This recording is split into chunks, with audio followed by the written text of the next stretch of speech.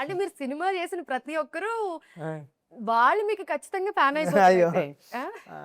And ఇంకొకటి తెలుసా? నేను మీలో గమనించింది. ఇప్పుడు ఇంటర్వ్యూ స్టార్ట్ చేసినప్పటి నుంచి ఇది ఖచ్చితంగా గోదారోళ్ళ దగ్గరే ఉంటది. అయ్యో! చెప్పండి. ఆ! ఏంటండి? కాదండి. ఆ! ఇలా అండి, ఆ! అలా ఆ! అండి అని. సో, హైదరాబాదొచ్చి లేకపోతే ఇంతమంది డిఫరెంట్ పీపుల్‌తో వర్క్ చేస్తూ ఖచ్చితంగా మన స్లాంగ్ మాట్లాడే ఆ! విధానం మారిపోతూ ఆ! ఉంటాయి. నాతో అసలేం మాట్లాడుతున్నా. మారలేదు మీది. నేనిక్కడే చదువుకున్నానండి మళ్ళీ. ఓకే. హైదరాబాద్‌లోనే చదువుకున్నానండి. ఆ! ఇక్కడే ప్రగతి మహావిద్యాలయం అండి. ఆ! హనుమాన్ టెక్కడి కోటిలో ఉంటుంది. మా కింగ్ హ్మ్. హ్మ్. కోటిలో హ్మ్. కాలేజ్ చాలా ఫేమస్ అండి. హ్మ్.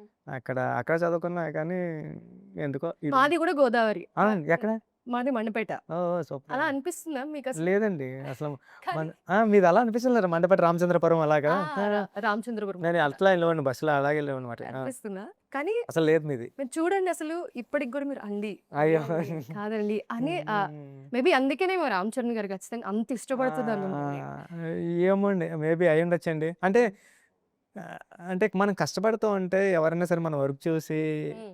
మా నాన్నగారు ఓ మాట చెప్తుంటారండి. కష్టపడరా రెస్పాన్సిబిలిటీ ఫీల్ అవ్వనండి. హ్మ్. ఏది కూడా నేను అంత ఈజీగా వదిలేయలేను. నాకు భయమేస్తది. నాకు వర్క్ అప్పచెప్తే మా గురువుగారి దగ్గర ఉన్నప్పుడు నేను జస్ట్ లైట్ తీసుకొని ఉంటాను గానండి అసిస్టెంట్ డైరెక్టర్ గాని. నా సినిమా వచ్చిన తర్వాత మాత్రం నేను లైట్ తీసుకోలేదు.